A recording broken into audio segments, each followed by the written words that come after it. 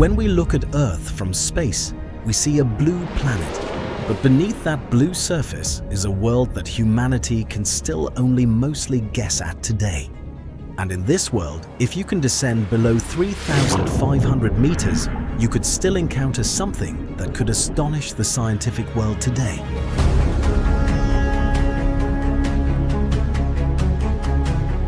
Oceans cover more than 70% of our planet and make up about 95% of Earth's habitable space. Their average depth is about 3.7 kilometers. Just think about that.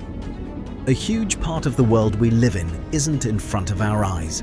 Instead, it's hidden beneath the water, and only a small part of this enormous area has truly been explored. The rest is still dark, cold, and largely unknown. And it's not just about depth. Sunlight can't travel nearly as far through water as we think. After the first few hundred meters, the colors begin to change. Blue gets darker and the light grows weaker. After about 200 meters, much of the world is already plunged into permanent darkness. So as we descend into the ocean, we're not just going down, we're also leaving the world we know behind. And yet, we know the surface of Mars better than we know our own ocean floor. The reason isn't hard to understand, because the deeper we go, the harder things get. Extreme pressure, absolute darkness, the natural limits of the human body, and of course, the fact that our priorities and interests are more focused on space. All of this turns the depths of our planet into a great mystery. But don't worry. Today, we're going to uncover this mystery. Now, let's jump into an imaginary submarine and explore the ocean's darkest corners. Along the way, we'll see the wreck of the Titanic, pass through waters where giant squid rule the darkness, and eventually reach a world where sunlight hasn't reached for millions of years. So don't think of this as an ordinary ocean journey. If you're ready, we're beginning our descent toward the bottom of our own planet. 40 meters. This is the extreme limit that traditional pearl divers can reach on a single breath. And reaching these depths without any tanks requires incredible physical endurance and technique. Their time is extremely limited too. Within just a few minutes, they descend, finish their work, and return to the surface. But going deeper than this point is extremely dangerous, because at 40 meters, the water pressure above you is 5 times higher than at the surface. That pressure puts such a load on your chest that the air in your lungs is compressed to nearly 1/5 of its normal size. As water pressure increases, the air in your lungs is forced outward, turning the descent into a life-threatening adventure. That's why 40 meters is considered the limit for recreational amateur freediving. 200 meters. This is the first major turning point of our journey. We've only gone 200 meters from the surface, but the world we know ends right here. Because about 90% of ocean life is found at this depth and above. The reason is simple: sunlight can still reach here. This light provides the energy needed for the foundation of the ocean ecosystem to grow: phytoplankton. Phytoplankton feeds small crustaceans feed fish, and fish become food for enormous whales. So the heart of that rich, living ocean world we know beats right here. But 200 meters is also a boundary. We're at the final point where sunlight can still support photosynthesis. Scientists call the area up to this point the sunlit zone. If you looked up from here, the sun would no longer appear as a bright source, and as you descended, the light would quickly disappear. As the water turns a darker blue, life becomes increasingly sparse, and we enter what is known as the twilight zone. 332 meters. This is a very special point in human history and in terms of the limits of the human body. Because in 2014, Egyptian diva Ahmed Garber, using specialized gas mixtures on his back, descended to exactly 332 meters and set an almost impossible scuba diving record. Garber reached this depth in just 12 minutes, but safely returning to the surface after clearing the gases took a full 15 hours. That's why 332 meters is considered the final point the human body can reach without protection. And if we want to go even deeper, we can no longer rely on our own biology, but on pressure-resistant submersibles and engineering. 565 meters. This is the record for the deepest recorded dive by an emperor penguin. Just think about it. This incredible bird can dive hundreds of meters on a single breath, following its prey into the darkness. But at this depth, there's not enough light for photosynthesis, so this is a world of creatures adapted to darkness. The good news is that fish can still be found here. The bad news is that they're not exactly at peace either. 1,000 meters. This is where light is completely out of the game. Whether it's day or night up above makes no difference, because at this depth, almost not a single ray of light can reach. We're now in the region scientists call the midnight zone. The creatures here have to find their own ways to deal with the lack of light. Through a special ability called bioluminescence, they can produce their own light using chemical reactions inside their bodies. Some use it to lure prey into a trap, some to deceive them, and some to scare predators away. And here, fascinating creatures like siphonophores also roam. From the outside, these creatures look like a single jellyfish, but they're actually a massive colony sharing a common digestive system. As they drift through the darkness of the ocean, they almost look like some kind of alien life form from another planet, don't they? By the way, just below the level we're at 1,027 meters, is the greatest depth humanity has ever reached with an operational military submarine. This record was set in 1985 by the Soviet-built K-278 Komsomolets. In other words, beyond this point, even those giant military submarines have to turn back. But we're still only at the beginning of our journey. 2,200 meters. This is the world of giants. It's almost like a dark arena in the ocean. Here, one of the most mysterious creatures of the deep sea, the giant squid, growing up to 14 meters long, roams these waters. And hunting them are giant sperm whales, reaching about 18 meters in length and weighing up to 50 tons. What's interesting is that these two giants rely on completely different senses in the darkness. The giant squid, with eyes reaching up to 30 centimeters across, has the largest eyes in the animal kingdom. Each one is about the size of a basketball, helping it spot approaching threats as early as possible in the darkness.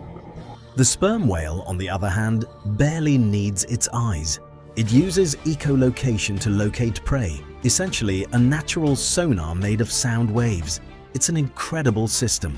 Of course, they're not the only predators here. Smaller creatures have also developed stealthy hunting techniques. The best known example is the anglerfish. It uses the glowing appendage above its head as bait, luring other fish toward it. The biological side of this is that the fish itself doesn't produce the light. It's produced by symbiotic bacteria living in that appendage. 3,800 meters.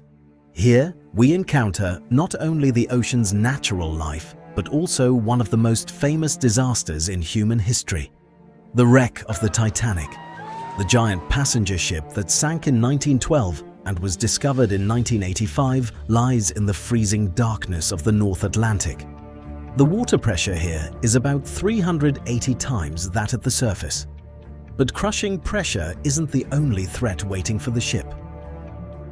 Directly on the wreck is a special species of bacteria called Halomonas titanicae, named after the ship. These bacteria feed by consuming the iron in the hull, and as they digest it, they create rusticles, red structures known as rust stalactites. Because these microorganisms are essentially slowly eating away at the Titanic, the enormous ship is slowly dissolving from within and will probably disappear completely within a few decades. This giant ship may ultimately prove that nature and time consume everything. 4,000 to 6,000 meters. This is what scientists call the abyssal zone. Most of the world's ocean floor lies in this region, where vast underwater plains stretch farther than you can imagine. Surprisingly, today's intercontinental communications, global internet traffic, and our data flow depend on enormous fiber optic cables laid across the flat floor of this abyssal zone. To minimize the risk of the cables breaking, engineers route them across this calm, flat seafloor. The moment our counter passes 6,000 meters, the abyssal zone is left behind, and we step through the gates of the Hadal zone. And from this point onward, scientists enter the layer they call the Hadal zone, inspired by Hades, the underworld god of Greek mythology. What we're about to encounter isn't an ordinary ocean floor. It's literally formed by the breaking apart of Earth's surface, creating enormous ocean trenches that plunge kilometers deep. 8,376 meters. Now we're turning toward the deepest point of the Atlantic. Located between the Caribbean Sea and the Atlantic, the Puerto Rico Trench is about 8,376 meters deep, making it the deepest point in the Atlantic. The deepest part of this trench, the Milwaukee Deep, was named after the American Navy ship USS Milwaukee, which first mapped the area.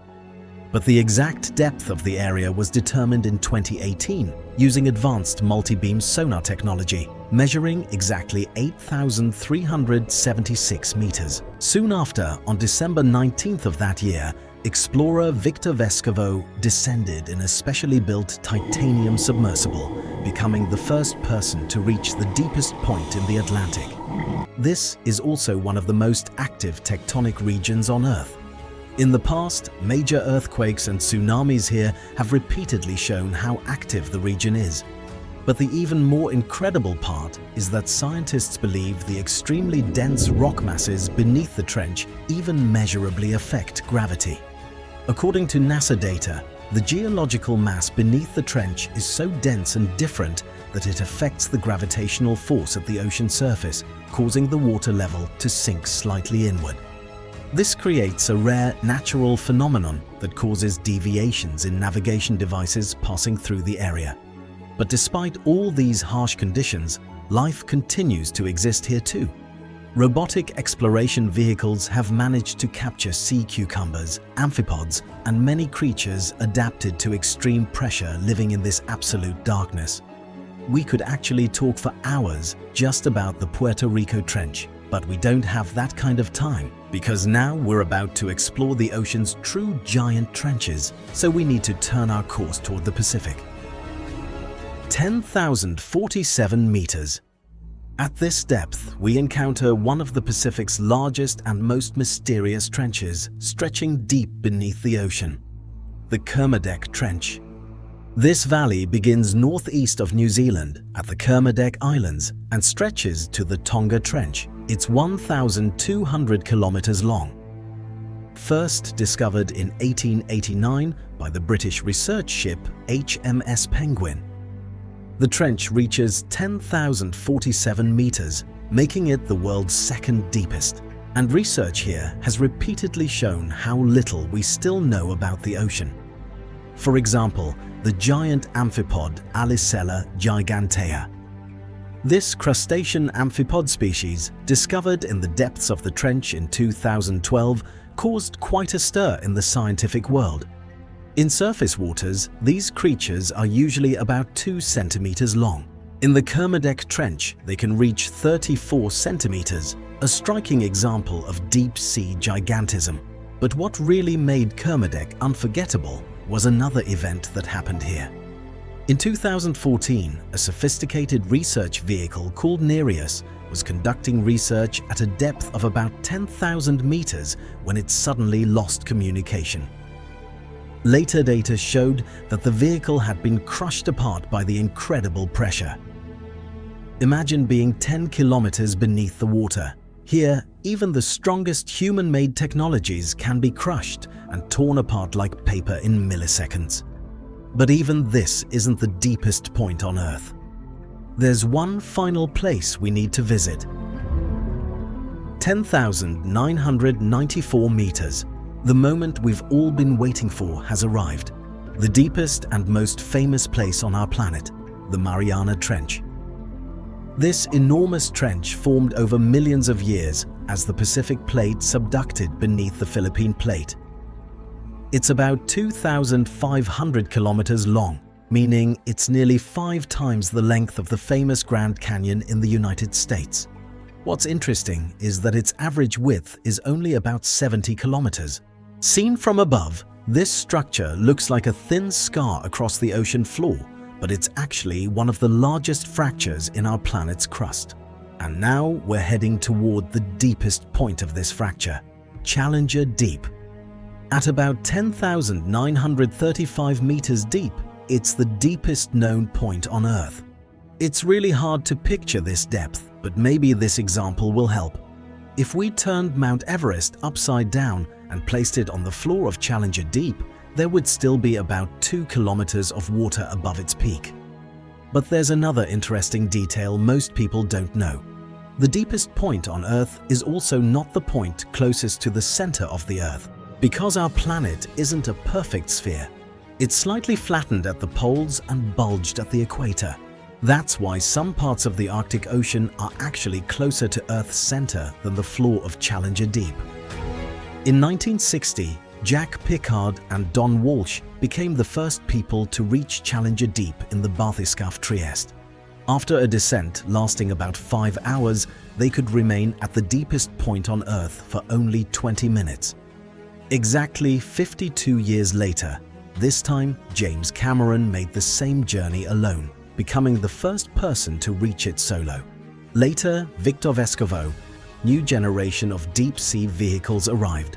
Every new discovery showed that this place is far more alive than we thought.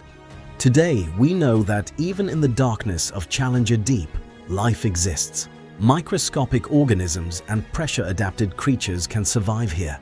In fact, snailfish discovered around the Mariana Trench are among the deepest living vertebrates ever known to survive at such extreme depths. Hydrothermal vents in the trench, under hundreds of atmospheres of pressure, release mineral-rich water above 400 degrees. What's interesting is that many scientists believe that billions of years ago, the first life on Earth may have begun around these hydrothermal systems, completely deprived of sunlight. They think it may have started there. So, ironically, perhaps today, the darkest world we see as the most inaccessible place on Earth may also be one of the places where life took its first step billions of years ago.